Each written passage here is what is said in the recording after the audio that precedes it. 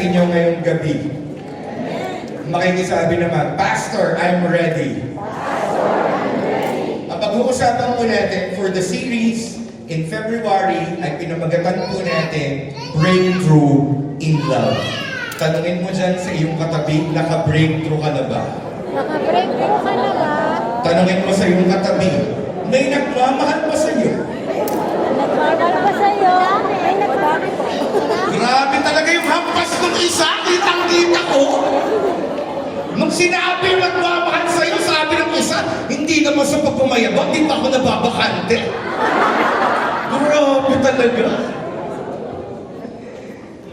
Napakabuti ng Panginoon kasi gusto ng Diyos na tayo ay mag-breakthrough. Makikisabi breakthrough. Breakthrough. Go kay Pastor Paolo.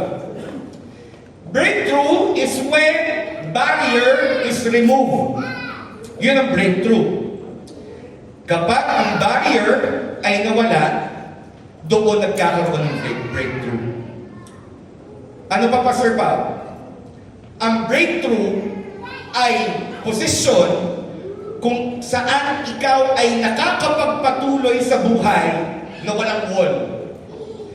Instead of a wall, the Lord is giving you a way.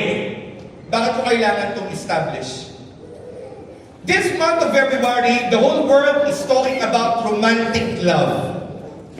But I want to tell you right now that this month of February, we're amplifying a much greater love, which is lampas sa romantic love. Hindi ako anti-romantic, ha? Dahil kami po ni Ate Ruthie sa February 14, nag-usap kami, sabi ko, iibahin natin ang date natin. 5 o'clock na punta na tayo ng Tagaytay. Then ang date natin, breakfast. Then nakaranas kami mag-date ng gabi. Abay, nag-date kami sa kotse dahil wala na kami pumapunta ng restaurant. So I am not anti-romantic, okay?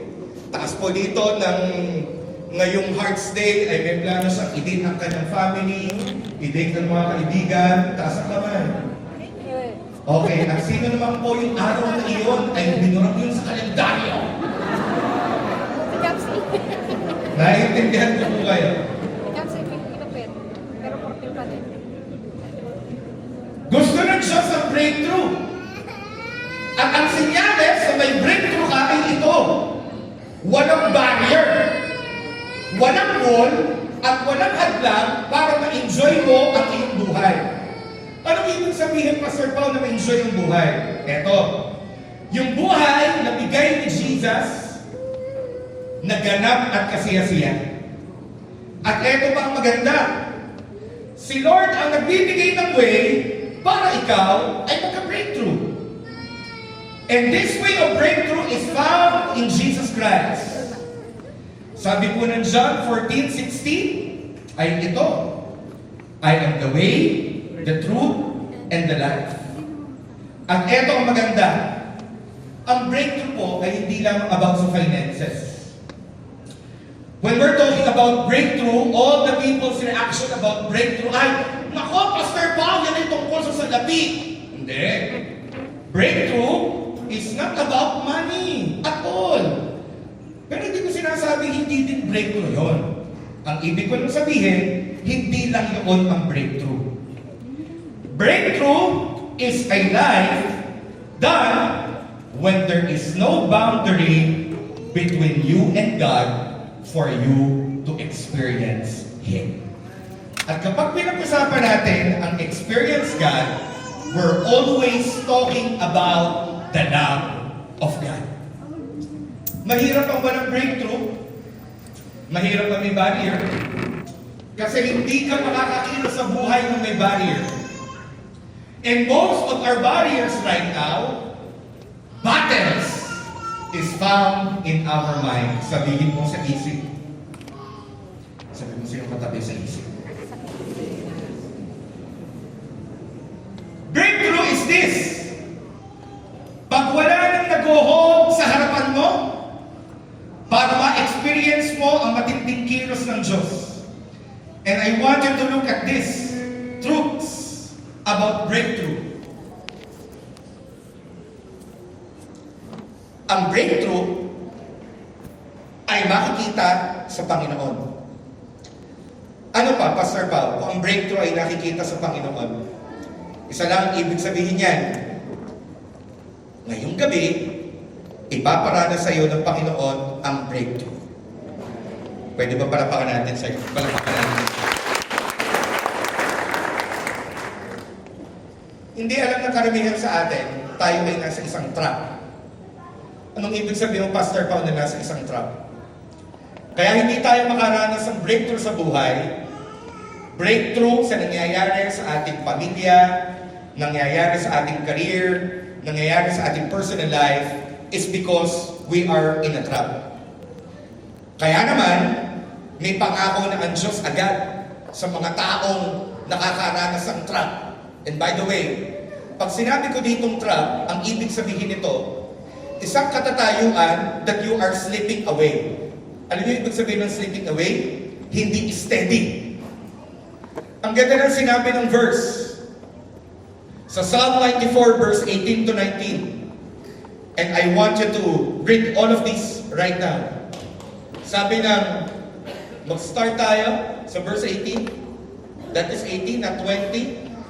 Ang sabi ng verse ito, I cried out, I am sleeping, but your unfailing love, O Lord, supported me. When doubts filled my mind, your comfort gave me renewed hope. Ang unfailing love ng Diyos ang magbibigay sa iyo ng breakthrough ngayong gabi. At ito ang gusto ng Diyos na maranasan mo na breakthrough. Number 1, breakthrough, skip lang natin, in your thoughts, the mind. Gusto ng Panginoon na maranasan mo na walang barrier sa isipan mo para tumanggap ka sa Diyos ng kanyang biyaya na makapagpatuloy sa buhay. Ano ba? Number 2, breakthrough in your words. Alam niyo ba minsan, ang mga problema natin is brought by wrong confessions that we are doing about ourselves. Ang hirap nito, bakit Pastor Paulo? Kasi, nagsisimula sa isipan natin ang kilos ng breakthrough sa ating buhay. At kung ano ang tumatakbo sa iyong isip, siya din ang inilalabas ng iyong bibig. Eh, eto ang problema. May mga confessions tayo na nagpapabigat sa atin at nagpapabaon pa sa atin sa mas mahirap na kalalagayan. Gusto din ng Panginoon na meron kang breakthrough in your actions. Anong ibig sabihin nito? Kasi eto, kung ano naman ang isip mo, yun ang bibigkasin ng iyong bibig at yun din ang iyong ikikilos. E paano kung ang daming barriers sa iyong isip, ang daming barriers sa iyong confessions, at ang daming barriers sa iyong habit? Like for example, this. Bigyan ko kayo isang example ha. Pero ito mas lalalim pa as we go on to our message tonight. Kapag mayroong barrier sa isipan mo na ganito,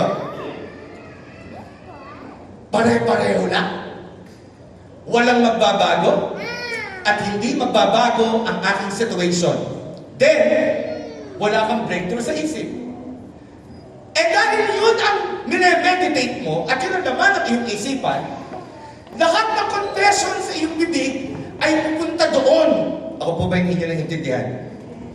At dahil na lang iyong kinoconfess, ang kilos mo din ay kung ano ang lumalabas sa iyong bibig.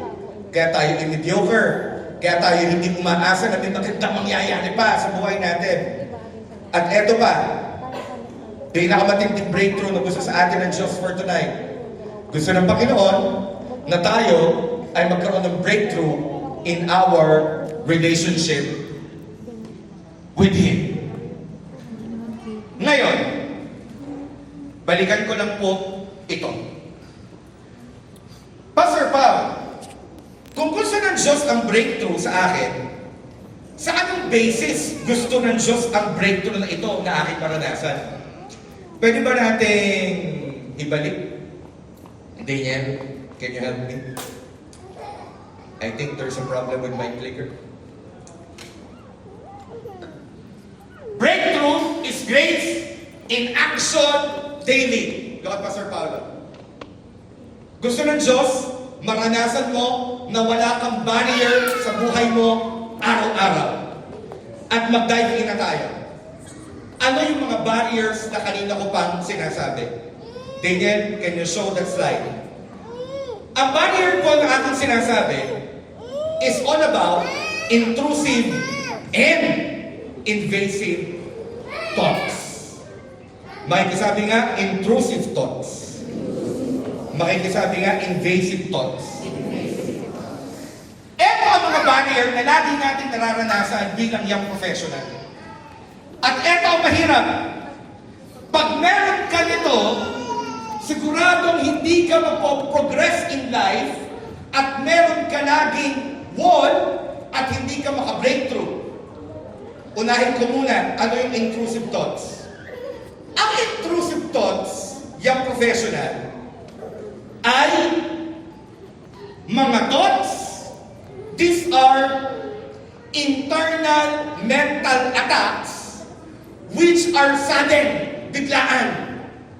At ang goal ng intrusive thoughts ay ito.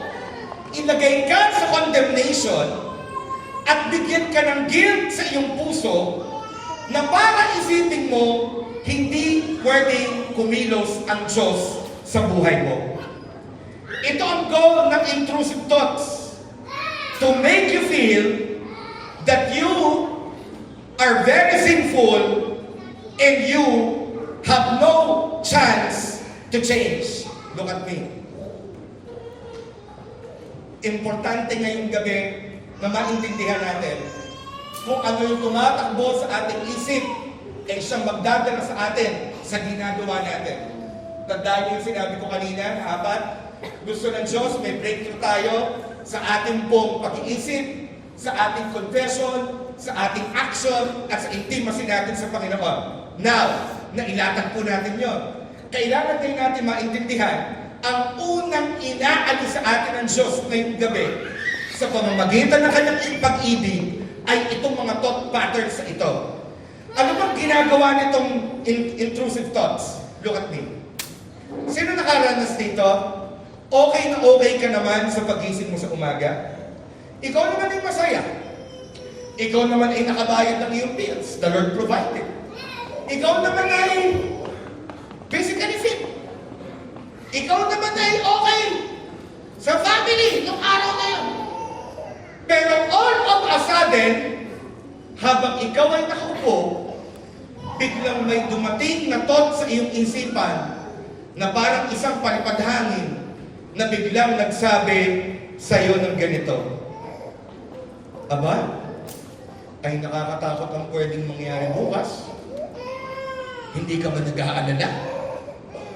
At yung narinig mo ngayong thought na iyon, ay bigla mong inoohan. Oo nga ano. And out of a sudden, bigla kang natakot. Meron kang trabaho, stable naman. Pero bigla na lamang out of nowhere, may sumagi sa isipan mo na, paano kapag pinatawag ka ng iyong supervisor bukas at bigla kang tinanong at bigla na lamang may tinroubleshoot, abay wala namang problema, abay nagkaroon ka ngayon ng problema. Kapatid, yung binabanggit ko, those are intrusive thoughts. Ang intrusive thoughts ay taktika ng kaaway to distract you from a good destination na iyong pupuntahan. Ito pa, nagkakaroon ka ng intrusive thoughts kapag nag-decide ka na lumapit sa Diyos. Pastor Paulo, gusto ko mag-pray. Decided na ako mag-pray ng oras na yon. Pero bakit nung nanapit na ako sa Diyos, I feel condemned? Sino nakaranas na? Yes, sister! Sabi niya, yeah! Grabe yung palakpak niya, no? Look at me! Itong thoughts na ito, hindi sa'yo. Hindi sa'yo. At hindi mo siya kailangan paniwalaan. Itong intrusive thoughts. Ang iyong anak ay biglang nakaramdam ng sakit sa tagiliran. Kaya lang naman sumakit sa tagiliran, nagkamali lang naman ang posisyon sa pagpupo. Pero nang sumasakit na, ang unang reaksyon mo ay ito. Hala, nasakit ang tagiliran mo. Ay, hindi ka pwede magkasakit dahil wala tayong pambayad ng ospital. Sandali naman, ospital naman agad. Paano ang mangyayari? Ay, wala akong kasama, ang papa mo ay nasa abroad. Sandali lang naman, sumakit lang naman ito eh. Hindi ka pwede magkasakit, anak. Honor roll ka. Mapuputol yung cycle ng honor roll mo. Sandali lang naman. Do you know those thoughts? Hindi siya para sa'yo, pero the devil will bring those thoughts to you so that you will meditate it and know na sasabihin mo, oo nga. And the goal of these thoughts is this, mag-agree ka sa kanya. Sabi mo sa katabi mo, hindi lahat na pumapasok sa isip mo. Hindi lahat na mapapa sa isip mo. Kailangang paniwalaan. Kailangan paniwalaan. Ang intrusive thoughts, ang ginagawa ay ito. Lalapit ka sa Diyos, ay ang makasalanan ka naman. Lalapit ka sa Diyos, hindi ka papakinggan ng Diyos. Those are intrusive thoughts. Imbes na tumingin sa grace ni Lord, hindi na natin sa grace ni Lord. Ang tinitingnan ay ang kanyang broken self. Ito pa ang ginagawa ng intrusive thoughts. Intrusive thoughts inject something frightening and causes you anxiety. Uulitin ka, okay na okay ka naman. Pero out of nowhere, bigla kang natakot. Naalala ko po dati, nung bibi si Caitlyn, dumugo yung puso ni Caitlyn. Siya po'y sanggoy. At nung time na yon, kami po ni Ate Ruthie, dumadaan kami nun sa time ng napakatinding adjustment. Kasi kakagaling pa lang namin sa isang testimony kung saan binuhay ng Panginoon si Caitlyn. Alam niyo naman po ang story. Si Caitlyn po ay dineclared na ng mga doctors na nung ipapanganak ni Ate Ruthie, sinabihan kami ng doktor ng aming anak ay magiging mukhang alien. Malaki ang ulo, malaki ang kamay, bali ang spinal cord, at may deformity. Ay kakatapos lamang namin ni Ate Ruthie sa isang mabigat na hurdle in life. At sa biyaya ng Panginoon, napagtagumpayan. Nandun yung pagsama ni Lord. Nung mga panahon yun, siyempre po, ako bilang ama, kakatapos lang namin sa isang sitwasyon na mahirap at mabigat, abay meron na namang isang kasunod. At nung umuwi kami ng bahay, si Caitlyn, pag alis namin ng damit, dumudugo yung puso. You know what the intrusive thought is telling me? Your kid will gonna die. Walang okay na okay ako na. Kahit walang microphone, okay na okay na ako.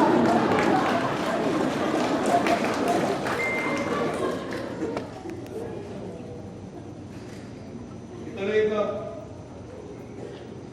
Out of nowhere, may thoughts na dumating. At yung thought na dumating ay ito, your child will gonna die. Alam mo, fear, great our heart. Bakit, Pastor Paul? Because this is a thought. Siya ay thought. Hindi siya galing sa akin. At habang nakikita namin dumudugo, bigla ka na natakot ni Ruthie. Nawalan agad kami ng peace.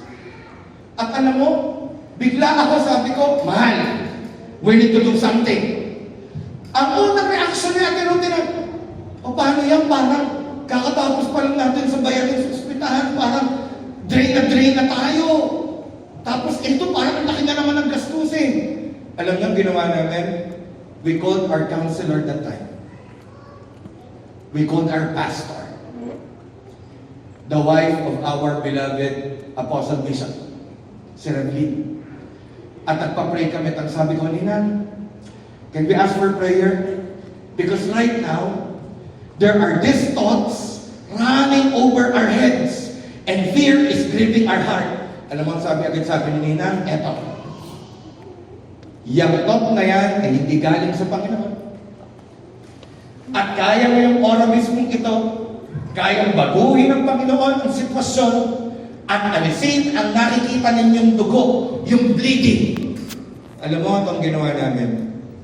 We start right now praying na Ate Ruthie. Sino nakakaalam dun sa mga may nagkaanak dito? Yung itinatali sa pusod ng bata, yung parang tela. O, tama po, pasa. Nag-pray kami. Sabi ko, in Jesus' mighty name, right now, Lord, we declare your divine healing in the name of Jesus, that what causes the bleeding sa kanyang pusod, ano bang English sa pusod? Salamat, alam ninyo, yun na yun. Ano mo ang nangyari after the prayer? Nung binuksan namin yung pasa, hindi po ako nag-exaggerate ng kwento, wala kaming nakitang dugo, even doon sa tela na nakalagay. Pwede ba natin pagpakan ng Panginoon? Ilan to? Pwede ba to? Pwede. Wala ko pa yung Yung bulong na yon ay pinalalala ang isang bagay na hindi naman pala kalalala.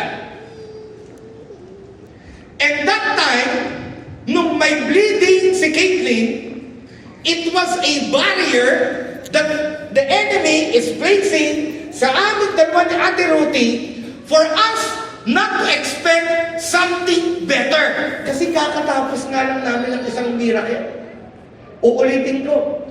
Yung time po yun, bago mag-bleed, si Caitlyn, kakatapos naman po namin ni Ate Ruthie ng isang testimony na yun nga pong dineclare ng doktor na mawawala po yung aming anak. You know the story? Nung pinanganak po si Caitlyn, pagkuha ng doktor, nabitawan ng doktor ang bata. Mali. Tama. Nabitawan ng doktor ang bata. Tama pala. Kala ko, nabitawan ng bata ang doktor. Nag-slip po si Caitlyn. At nung nag-slip, bumagsak sa kama. Alam niyo, sabi nung kapatiran natin, we call it in Filipino kapatiran. Ano ibig sabihin na? It's a churchmate. Yung churchmate natin yun, working in the hospital, kung sinabi dinala si Caitlyn. Alam mo, sabi niya, Kuya Pao, buti na lang yung paa ni Ate Ruthie na ganito. Kasi si Caitlyn, yung baby mo, nung bumagsak, tumama dito na sa loob. Ay konti na lang, babagsak dapat sa floor. Sabi ko, grabe naman. Ang bata pa naman ako, dapat ang pinagdaan ng hirap sa buhay. Hindi lang yun. Nung si Caitlyn ay pinanganak, ang naalala ko sinabi ng doktor, okay, pag nabuhay yan, ay bonus na lang. Pero abangan mo yung breathing rate at heart rate. Okay ang heart rate, eh ang breathing rate. Pinanganak ang bata, sabi ng ka-churchmate natin, Kuya Pao, ang baby mo. Bakit? Parang, sabi ko, ha? Sabi ko, Jesus name. Sabi niya, parang patay. Inilalabas si Caitlyn. Pagkita ko ganyan, hindi gumagana. Hindi din parang umihinga. Na nakaganon lang. Alam mo, tulo ang luha ko. Look at me. Kapag dumadaan ka sa mabibigat na pagsubok at may intrusive thoughts sa pinadadala sa iyo ang enemy, isa lang ang ibig sabihin niya, kasama mo talaga si Lord sa pagkakataong yun.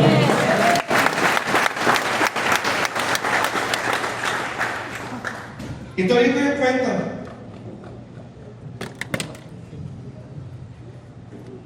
My first reaction is this.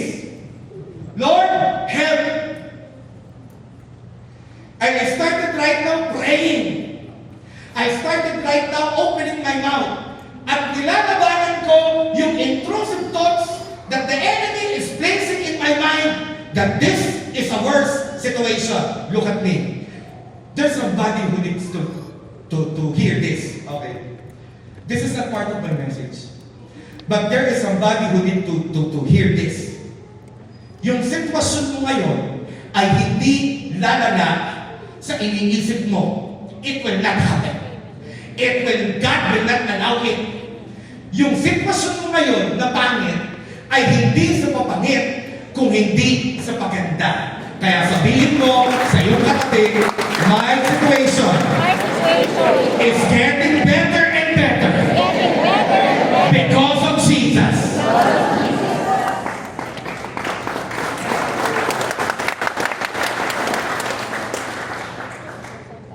Pwede akong pumili ng oras sa iyo anong paniniwalaan ko. May katinko ako din.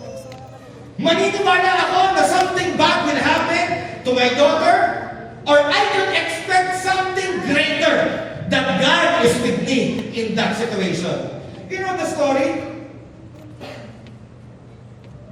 Nung inilabas si Caitlin, tumatakbo yung mga nurses, sabi ng nurse, sino po yung father ng terse ko? Sabi ko yung ako po. Sabi niya, nung nurse, yung anak niyo po, there's a problem in the breathing. Naku, para ako mahubos sa kandila. And the intrusive thoughts of the enemy is telling me, cornered ka na ba? Wala na mangyayari. And I keep on standing and relying on the love of God. At ang sabi ko, hindi. May mangyayaring maganda. And I remember that time, I went to Bishop Arts home. Madaling araw po noon, kumakatok ako sa bahay ni Bishop. At ang sabi ko, umiiyak ako noon. Sabi ko, Bishop, I need po your help. Please pray for my daughter. At naalala ko po noon, palabas ako ng ospital, wala na akong pakialam, umiiyak na ako, pinagtitinginan na ako ng tao sa ospital kasi yung sitwasyon na yon is very critical. And then habang papunta kay na Bishop, a lot of intrusive thoughts, nagsama-sama na. Look at me, itong intrusive thoughts. Ang intrusive thoughts, isang worry and anxiety and fear na nagsasaka-saka. Alam mo, ang tagal ko nag-prepare kanina ng message. Hindi naman ito kasama. Lord, sana pala ito na lang agad. Look at me. May situation ka ba ngayon? Takot na takot ka? May isa kang tao na nagsaka. Imagine niyo yung puno. Yung puno, kung gaano kalaki yung kanyang branches, doble yun ng ugat. At meron ba dito sa kalagitnaan natin, there's something happening in your family. There's something happening in your daughter.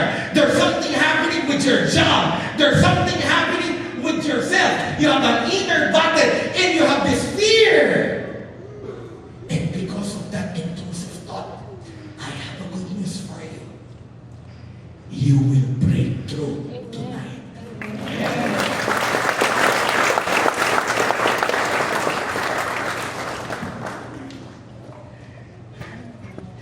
When the devil is saying, it is your end, Jesus is saying, it's not the end.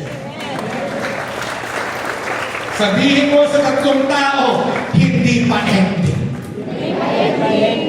Sabihin mo sa dalawang pang tao, hindi pa katapusan. Hindi pa katapusan. Mag-aakit pala.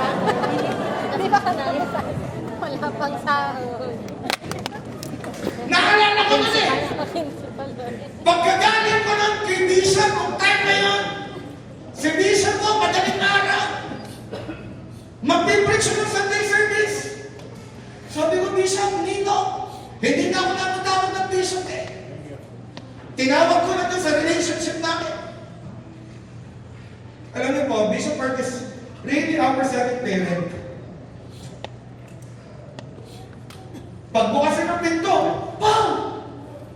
Ninyong, iyak ako na iyak. Tapos sa isip ko, nagsama-sama na. At alam mo yung intrusive, ang gusto niya, yung isipan mo, i-paralyze niya para hindi ka makagalaw. Ano sabi sa akin?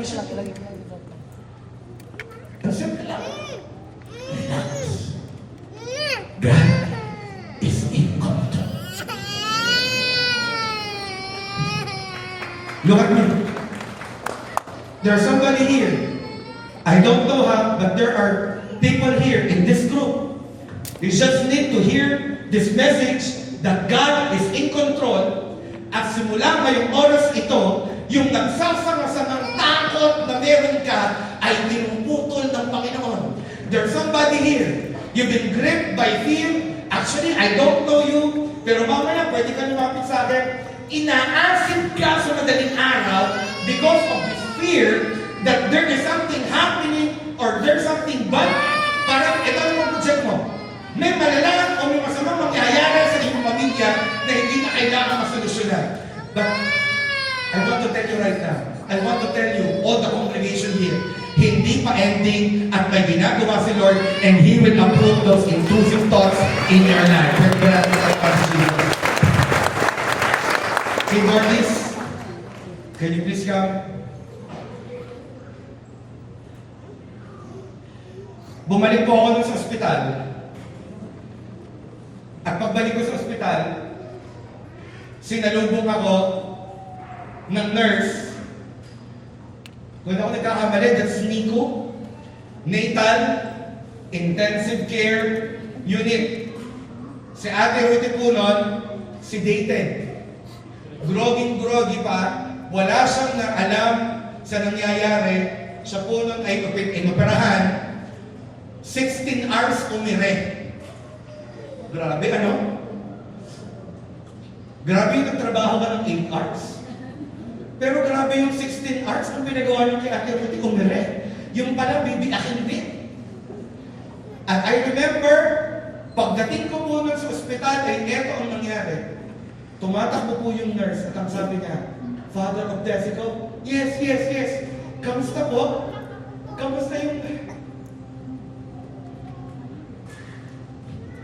How's the breathing rate?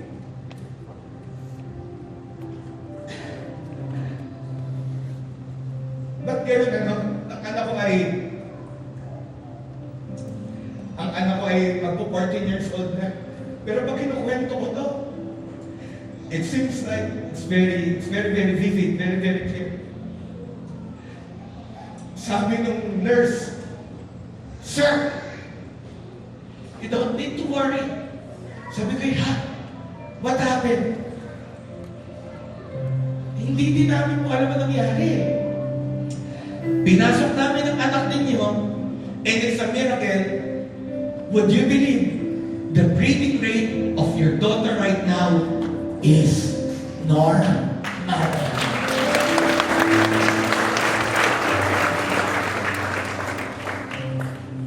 Somebody need to hear this. The love of God, His unfailing love, is available for you and me. And that's the reason why you're here tonight. The love of God brought you here for you to understand that God's love is protecting you, and the bad things that you expect will happen. I have a good news for you. It will not happen. You know why? Because the Lord will not allow it to happen. Sabihin mo sa tatlong katabi mo, mahal tayo ni Lord. At pinoprotektahan niya tayo. Mahal tayo ni Lord. Invasive thoughts. Ano itong invasive thoughts? Pakita natin. Kung ang intrusive thoughts,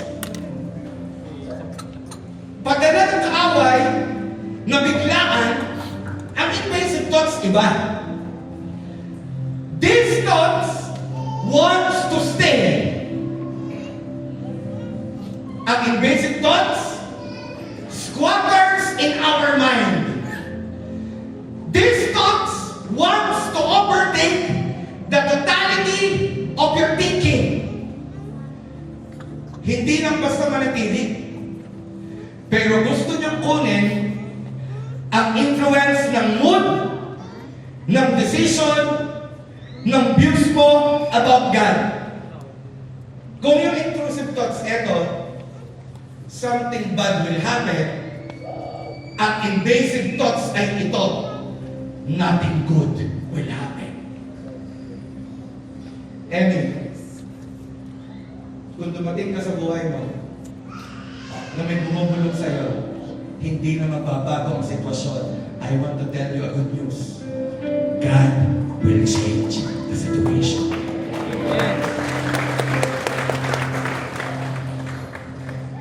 Nakita ko si Carl. Si Carl ba yun? Carl, can you stand up?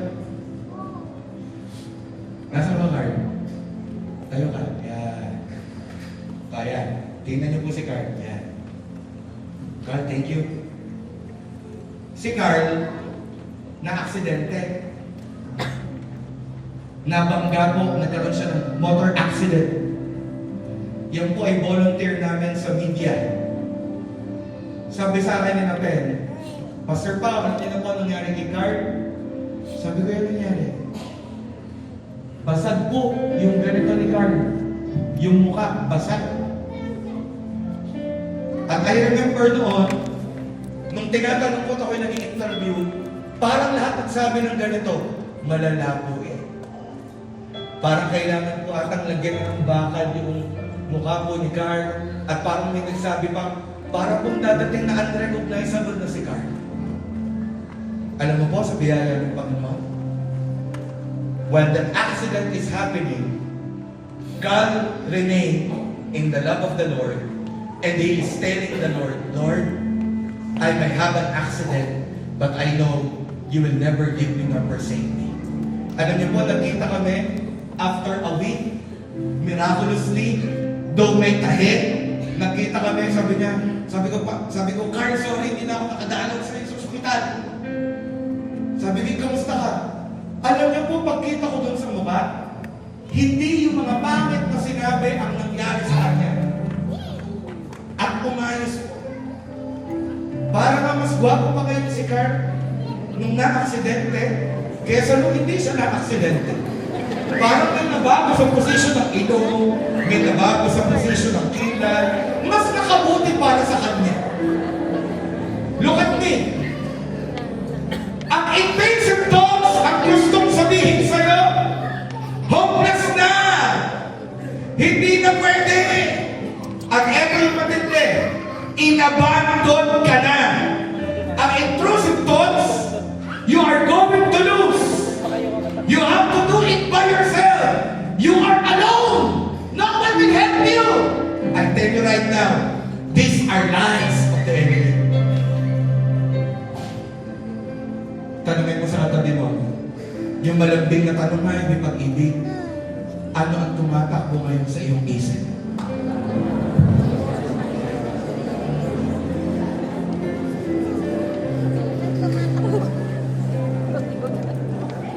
Nandito na tayo sa exciting part. Look at me.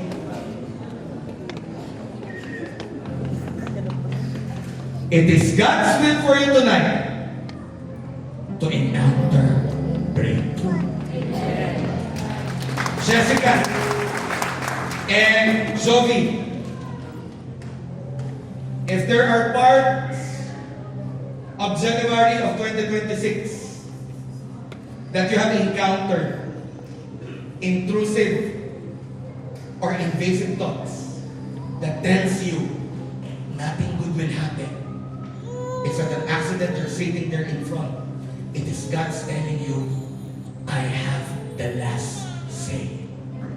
Look at me. January has ended. And the Lord is removing a barrier for you tonight. And the Lord is telling you, what's her name? Yun na naka-green. Sorry? Pat. Pat and Pat. Nasa si Pat. Tagalog Pat. Pat, look at me. It's my first time to see you, right? It's our first time to see each other, right? No? Lucena? Okay. But I have something to tell you. There's this specific time last year, just don't know, but God is just impressing me. There's a specific time last year that something bad happened. something bad internally happened, you don't know if it's in the family. And you have right now a fear that is echoing in your ear na nagsasabi, it will prolong this year. But I need to tell this to you. The Lord has the final say, and the Lord is changing the situation. Now look at me, guys. Tonight, God will remove the barrier. And are you ready for the word? The verse. Nalatag na natin yung dilemma. Nalatag na natin ang problema. Can we share that slide right now? Daniel, can you help me? That verse. Where's that verse?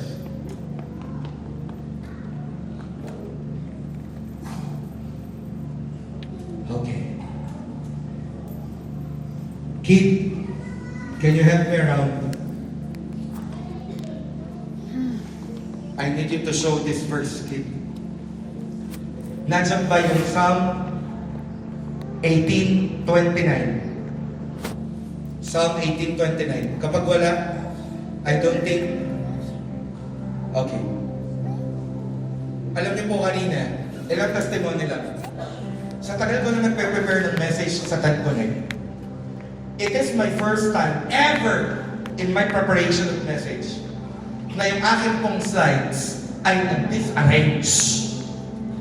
At kanina po, dumating po ako dito, I am rushing kasi hindi ko na matagpuan yung pagkakasunod-sunod ng aking slide. Ngayon, now I understand. All the distractions will be given by the enemy for not us to hear this word. Pero ipakita na lang natin dyan, not that verse yet. Psalm 18:29. And I want you to read in the NLT version. Pwede mong alis na yung logo ng Ten Connect? It's okay. I'm willing to remove the aesthetic part. Sige. Kaya? Pakita mo lang yung verse. Hindi pa to. Come on. Just show the verse, kid. Psalm 18:29.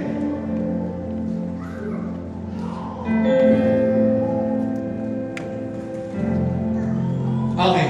Habang hinintay natin, kaya niyo pakinggan yung verse, taas ang kamay. Ito ang sabi ng verse. In your strength, I can crush an army. With my God, I can scale any wall. Church, let's read. In your strength, I can crush an army. With my God. With my God, I can scale any wall. I have a good news for you, young professionals. If tonight you're being paralyzed by thoughts, intrusive, invasive, telling you, stop, don't hope, and this, give up, well, the Bible and His promise has something to say. And what does the Lord says here? In your strength, with God's strength, I can crush an army. Tonight, we're going to uproot those thoughts. Tonight, we're going to say, kung meron kang member in the family suffering in mental health, you're going to say, that family member of mine will get better. If you are in debt, you're going to say right now, in 2026, I am debt free. If you are trembling with anxiety, okay, meron akong kaibigan, pag inaatake siya ng anxiety, tatakbo siya sa gitna ng kalsada at siya ay yuyuko at yung kanyang dalawang kamay ilalagay niya sa kanyang tenga. Ang sabi niya sa akin, Pao, pag inaatake ako ng anxiety, ang pakiramdam ko, guguho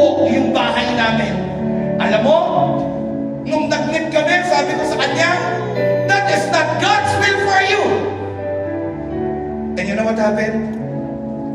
That night, when we start coming to God, when we start claiming what the Lord has said, kinabukasan, nag-text sa akin, Pao, it's my first time ever in my life. Inatake ako ng anxiety, pero hindi ako tumakbo sa labas. At ano pa ang aking ginawa? I hold on to what you have said, to what the Lord has said. At ano mo? I keep on confessing, Lord, you are for me. Lord, you will never leave me. You will never forsake me. At nagulat ako pa. Nawala yung anxiety ko. Pwede ba natin palakpakan siya?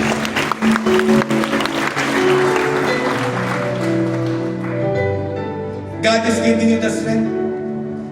God is giving you the ability to stand up. God is giving you the ability to conquer what is in your mind.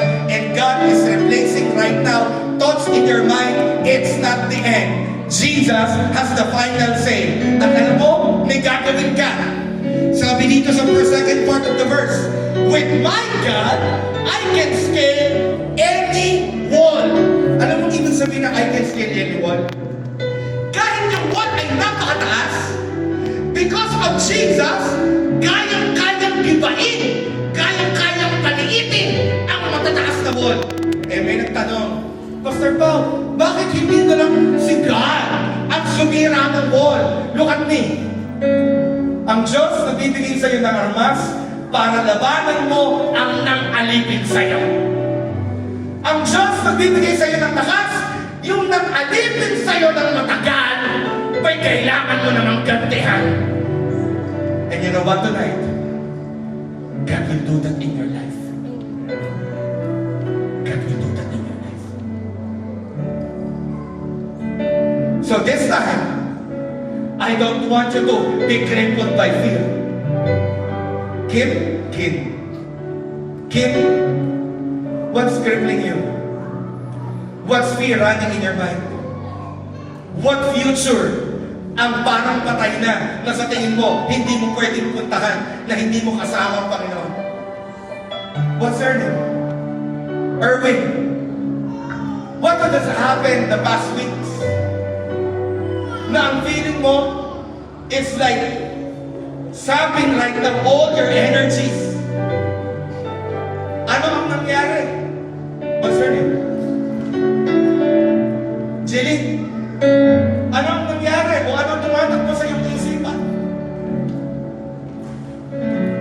Bago tayo mag-pray, alam ko, nandito ang presensya ng Panginoon. Ang sabi dito, in your strength, with God's power, we can crush an army. You know what? Yung mga thoughts na nasa isipan natin, intrusive and invading thoughts, nagsama-sana, ang dami-dami nila. But by the help of God, by the strength of God, you're able to defeat them. Palakpakan ko naman ang sila.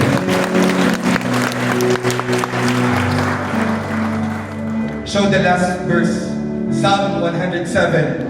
Verse 13 to 14. Habang nagpi-preach po ako dito, there is somebody here, ang sinasabi mo, parang ako lang yung kinakausap ko, Pastor. Parang sa akin lang lahat yan. At habang nagpi-preach, your spirit right now is sleeping and praying. At alam mo, this verse is for you. Ang sabi ng verse 13, Lord, help! Look at me. Narinig na ng Diyos ang paghingi mo ng tulong. Kaya ka dinala ngayon.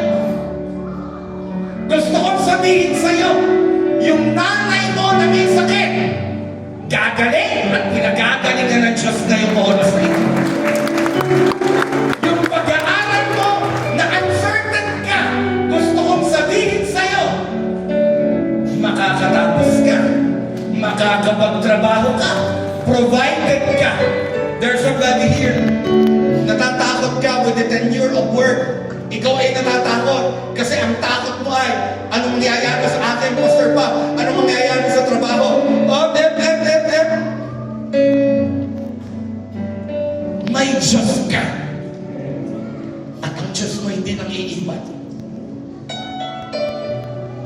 last testimony. Alam niyo naman ito? Ang aking ina, for the very longest time, ay nagsuffer before ng chronic depression. Diagnosed siya with a bipolar disorder. Dumating ang time, pag inaatake ang inay ng sakit ng kanyang mental health, wala kaming magawa kundi ang isarado ang mga bintana, ikaldado ang pinto, at itago lahat ng matutulis. Dahil dumating ang pagkakataon na kahit kami mga anak na hindi niya kilala at kami ay sasaksakin. I remember ang kwento ng aking ate. Pag may sakit ang inay, tatago ang mga plansya, lahat ng pwedeng isaksak na pampainit. Plansya, yung pang ano ng kettle, yung pang-initan ng tubig. Kasi ang gagawin doon ng nanay ko, gagamitin against us. Alam mo, I remember the time. The devil is telling us, our family, hindi na pwedeng gumaling ang nanay mo. Tatanda na yan na may sakit sa isip. Intrusive and invasive. Yet, hindi yan na nangyari. Lord help! They cried in their trouble, and He saved them from their distress. You know the story? Pumunta ako sa aming bahay, ang ina ay umiinom ng 6 na gamot sa isip. Grabe yun, ang tatapang. I remember nung uminom siya ng isang gamot sa isip, ang ina ay in-overdose, talon niya ng talon. Bakit? Ang sama-sama ng lasa. Pero ito yung nangyari. Sunod kong balik, we started to pray. We started believing in the promise of God. Ano man nangyari? Sunod kong balik, JP, you'll not believe what had happened. Ang nanay ko po ay English teacher sa Liceo di San Pedro. Ang nanay ko po ay the academy. Ang galing ng vocabulary. Sabi ng nanay ko, you'll not believe what had happened. Sabi ko, okay ah. English ay ang inay. Sabi ko, bakit? Yung aking gamot na 6, 3 na lang ang aking iniinom. And claiming again the promise of God. Sumunod na balik. Yung gamot kong 3 sa isip, 2 na lang ang aking iniinom. At bumalik ka din sa susunod. Yung gamot na 2, 1 na lang aking iniinom. At etong pinakamatindi, and I'm not ashamed of telling this story. Nung bumalik ako ng susunod, ang sabi niya, anak, ang tagal kong umiinom ng gamot sa isip. Pero ngayon, wala na akong iniinom na kahit isa. Nakakatulog ako sa gabi, pinagkanin ako ng Diyos. Para kanino to? Para sa'yo. The Lord is saving you from your distress. And lastly, He led them from the darkness and deepest gloom. He snapped their chains. Are you ready? Ma'am Sheila,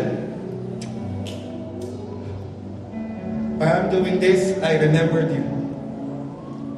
That is a great plan for your life. God is preparing you. And as you stand in His promise, you encounter more of Him.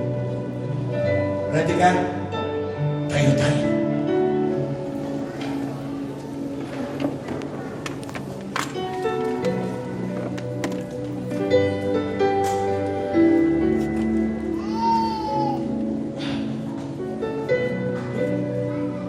I have a testimony to make. It's my first time to step in the platform. Na bago ako tumayo kanina, I asked Daniel and Ate Ruthie, can you please pray for me there at the back? Because I'm very sick. As going to the church, itong part ko dito, parang lalaki. Para akong pinagpapawisan ng malamig. Pero sabi ko, Lord, I'll be preaching this message. And Lord, there's no stopping Him. Nag-prayer kami doon kanina. Hindi ko na nailid ng prayer kasi sabi ko kay DJ, lead us in the opening prayer. Which is supposedly, every time that we will gather there, it's the pastor who's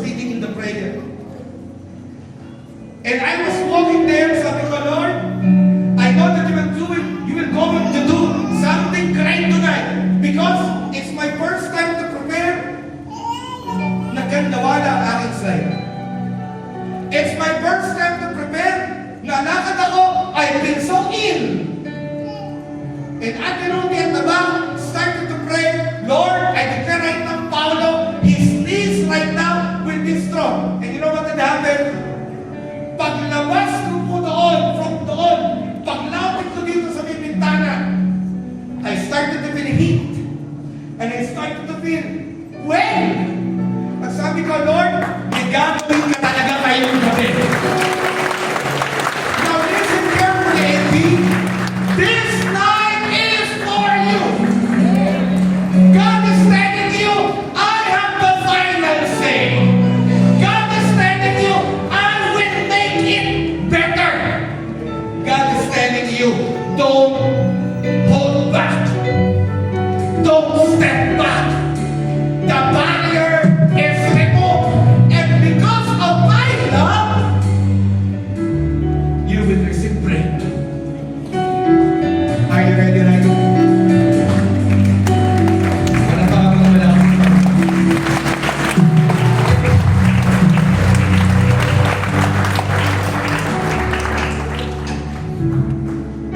Sino dito?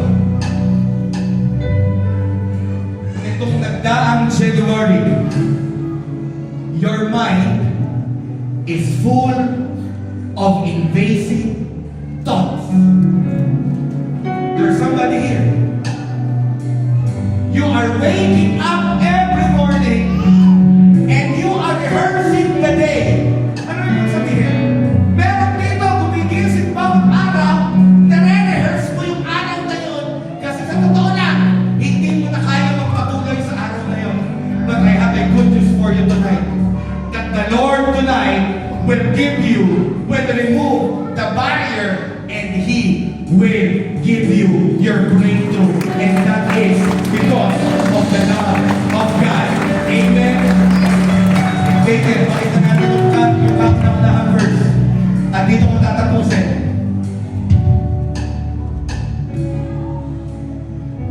Psalm 94:18 to 19. I cried out, I am sleeping, but your unfailing love, O Lord, supported me. Kaya ka nandito ngayon is because of the unfailing love of the Lord, and He is supporting you. Pwede ba na pakasal? Woo!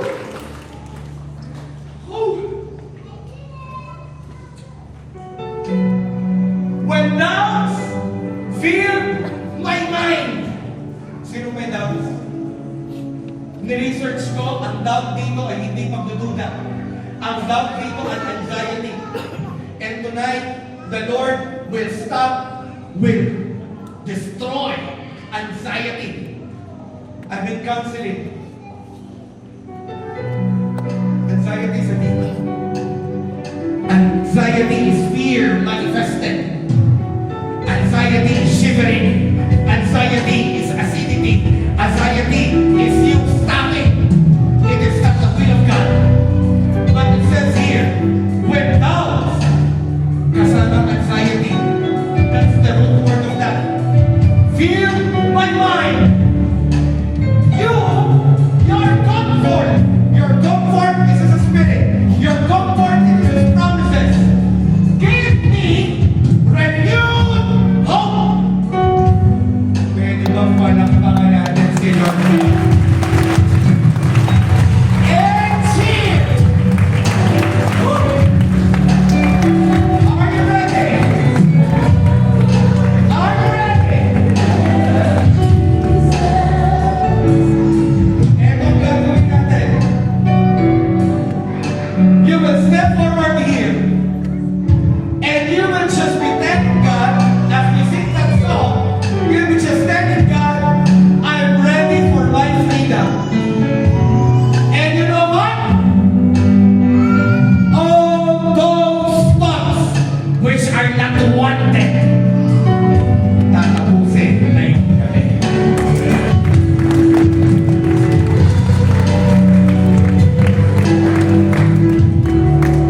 You're ready. Gagawin mo to, hindi dahil puro tayong katabi mahal. Pero dahil habang ako'y nag-preach kanina, parang sinasabi mo, ako yun eh.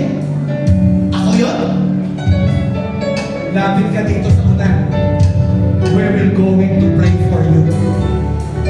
Kung gusto mo, I don't want this intrusive thoughts. I don't want these thoughts. Come on, come here in front. God, we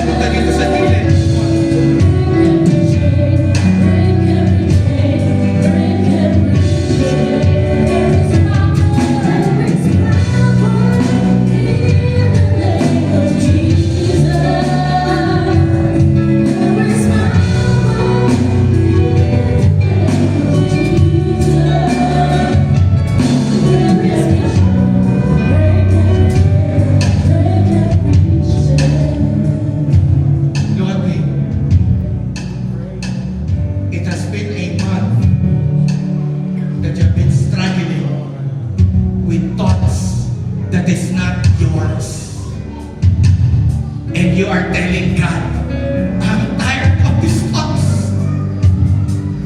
You've been crying. You've been crying.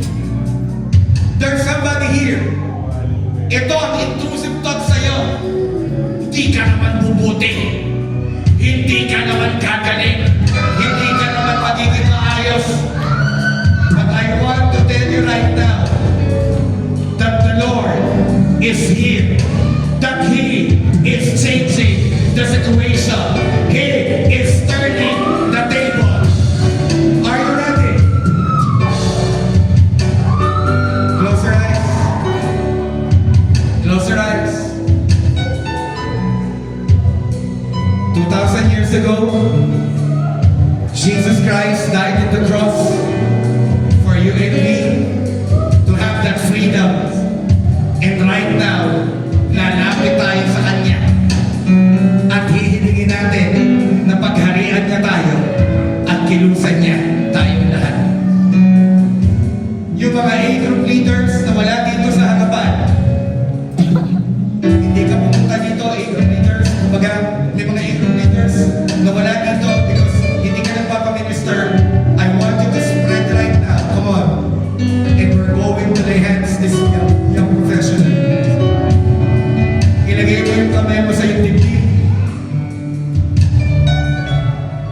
And join me in this prayer. Sabihin mo, Panginoong Jesus, I humble myself to you. Apart from you, I can do nothing. I ask forgiveness, O God, for not coming to you, for not relying on you. Ngayong oras ito, patawarin mo ako. Ngayong oras din ito, I rededicate and I dedicate my life to you. Lord Jesus, I receive you as my personal Lord and Savior. Pagharian mo ako. Maghari ka sa puso ko. At ngayong oras na ito, kumilos ka sa buhay ko.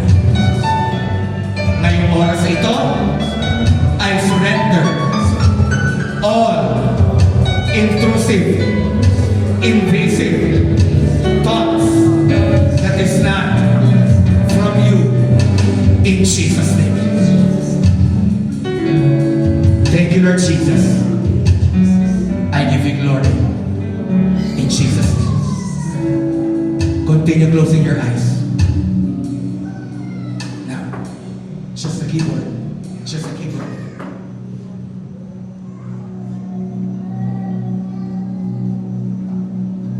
Father, just the keyboard.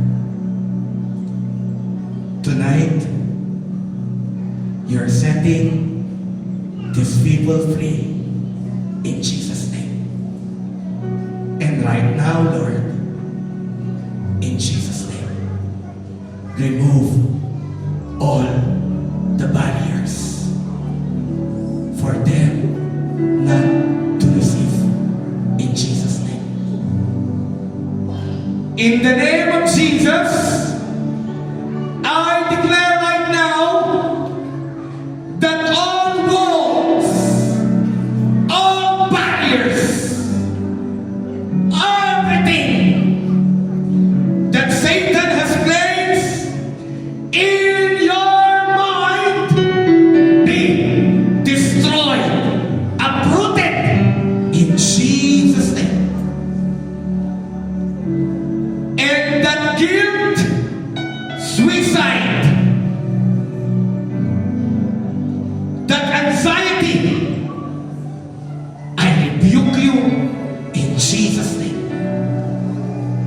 There's somebody here, hindi ka na lumalapit sa Diyos kasi ang feeling mo, you're constantly failing. Right now, the Lord is freeing you from that sin of lust in Jesus' name. There's somebody right now, you're in bondage of lying. Laging may lie sa iyong mga salita. In the name of Jesus, the Lord is setting you free. And right now, that thought that you are alone, I rebuke it in the name of Jesus Christ. You are not alone, my child. The Lord is with you, and He will never leave you nor forsake you. Now, raise your hands to God. Receive from Him the peace. There's somebody in marriage na destroyed, it shall be restored. There's somebody right now, you don't have direction, but the Lord is giving you the direction.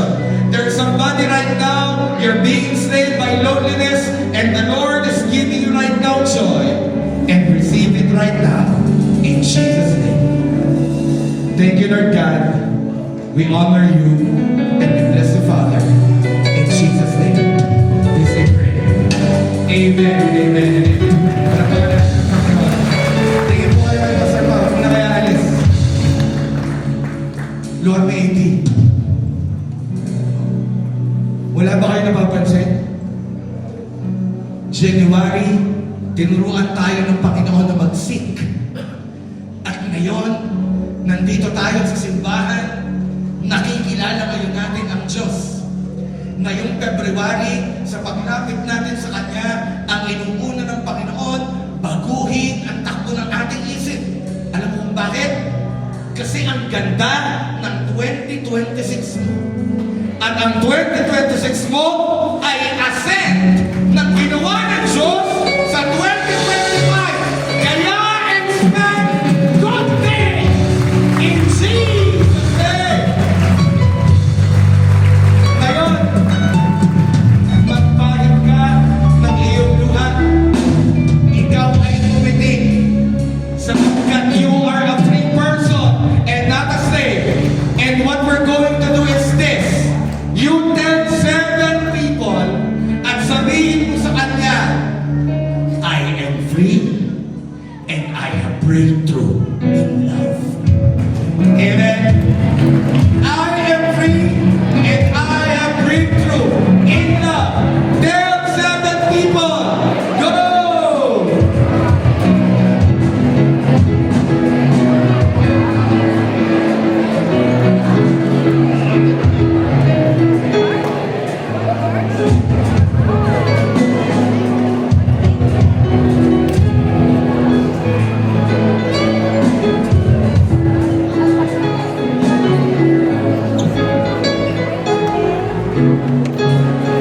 At kapag nakapito ka na, palampakan mo ng malakas ang Diyos. Praise be to God. To God be the glory.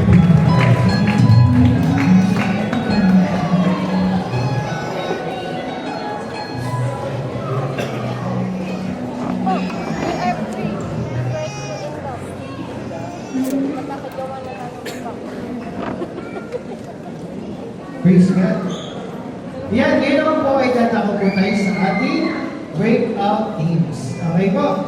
So, kaya invite po lahat po ng life group leaders na tumayo po tayo sa gilid. Dito po ay babae, dito po ay lalaki para mabilis po tayo makita ng ating mga life group members. Okay, so welcome din po lahat ng bago sa ating life group. So, lasan po yung mga life group leaders natin. Itaas po natin yung mga names natin. So, mapupunta po kay Ate Win, si Jessica Castillo, and Jaren May. Ayun po, si Ate Win nandito sa unahan. Kay Ate Ses naman po, nasa po si Ate Ses. Yun po, nasa likod. Sa kanya po mapupunta si Emmy Umali and Evelyn Pabenico. Next po ay kay Ate Leia. Saan po si Ate Leia? Ayun, nasa likod po. Sa kanya po mapupunta si Jayshel Hannah. And ang live group po ni Hazel ay sa kanya rin po pupunta kay Ate Leia. Next po ay si Daisy ay papupunta po kay Ate Len. Ayun po si Ate Len nasa likod. And kay Ate Ruti naman po, mapupunta si Jovi Austria. Kay Kuya Frank po, sa po si Kuya Frank ay nasa likod, mapupunta si Junel Nicor. And si Michael Nicor naman po ay kay Wintel, mapupunta nandun po sa, ayun sa gilid. Next po ay si Harvey Arce, kay Josiah po mapupunta. And si Jordan Punsalan ay kay Pastor Pau po.